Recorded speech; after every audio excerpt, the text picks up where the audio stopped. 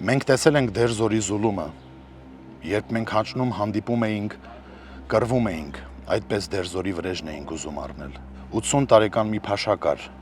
ծնողներին կորցրած մի բերձնեցի հայր փոքրիկ աղջնակ էր իրենքին վերցրել։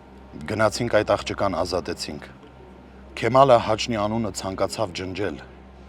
հաճնեցիների մեծ մասին այրեցին, բայց մենք չմեռանք։ Այնտեղից հետո Հունաստան անցա, հետո Հայաստան։